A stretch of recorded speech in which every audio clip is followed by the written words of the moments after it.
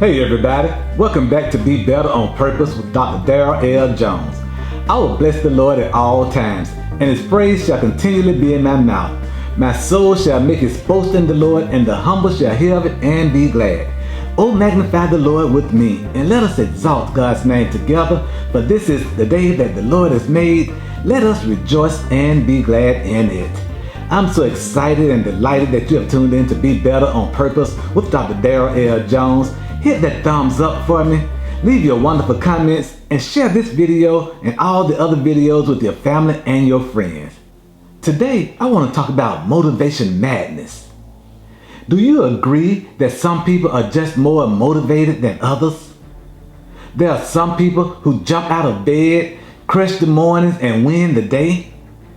And yet there are others who sleep in, hit the snooze, and simply go through this motion of life.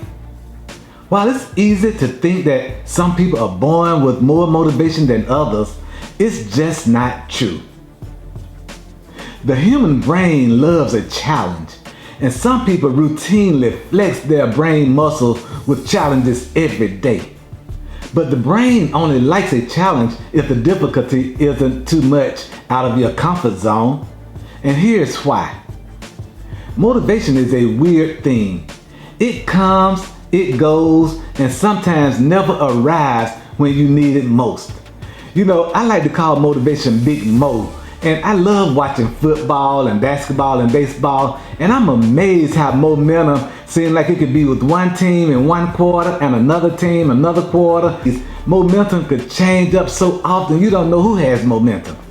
But you can use what's called the Goldilock Rule to find out when you need it most. And when you need it most, motivation will appear. For example, let's say you love playing tennis.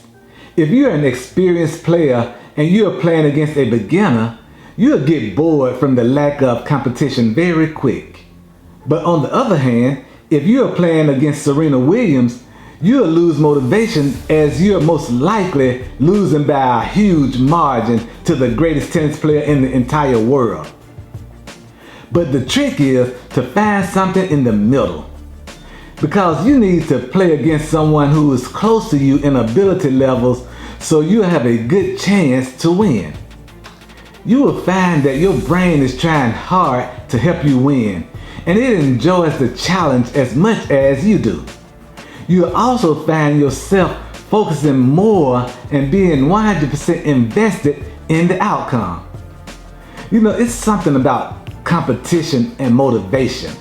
You know, oftentimes there are many coaches who try to get players from their own team to be quiet during the week leading up to a game because they don't want to give what's called billboard motivation to the opposing team.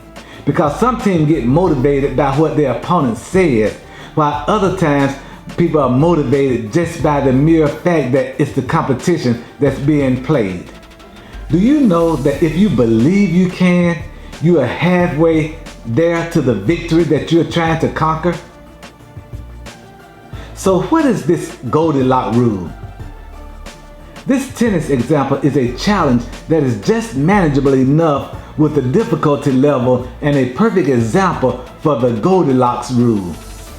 The Goldilock Rule states that humans experience the most motivation when working on tasks that are on the edge of their current abilities. These tasks or events aren't too hard or too easy, but a perfect balance. It's as though you're playing tennis with someone with the same skill set that you have, and sometimes they're more motivated and sometimes you're more motivated. So, how the Goldilock rules can make you perform at a higher level, working on a big project or goal might feel intimidating at first. But, in fact, it might be such an outrageous goal that you want to quit before you even begin. I know this because I'm talking from experience as well as what I've read and what I've studied and learned. Not only do you need to manage the difficulty level and try to slightly increase your skills each time, but you also need to measure your progress. This looks different depending on your goal, but you need a blend of motivation and happiness to have the drive to keep going. Take for an example, if you're an athlete, you get instant feedback when you are competing. If you make the shot or score a goal, the crowd will cheer wildly. And if you miss the shot or miss the goal, the crowd will boo just as wildly as they cheered. This instant feedback helps your brain understand progress. If you want to perform at a higher level, you need to measure your progress. Whether it's tracking on an Excel sheet, creating a graph, or some other method. So try to give your brain a visual representation of how you're doing.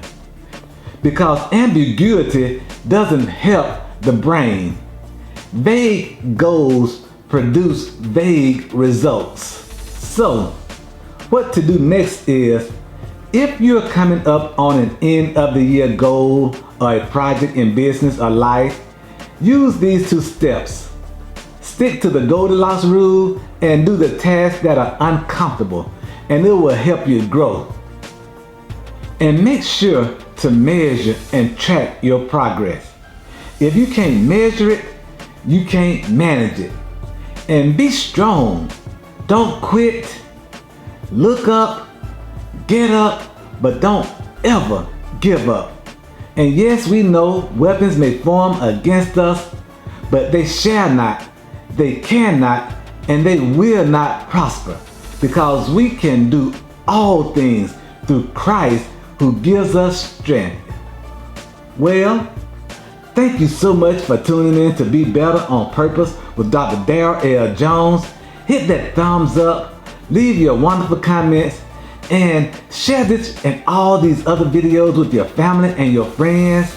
And go to Amazon.com and buy Marching Toward Your Purpose, Running Toward Your Purpose, and Driving Toward Your Purpose. These 3 wonderful and awesome books that God blessed me to write, and I promise you these books will give you the opportunity to be all that you knew you could be as you go toward your purpose in life. And share these books with your family and your friends. Well, until we're together again, be better on purpose with Dr. Darryl L. Jones.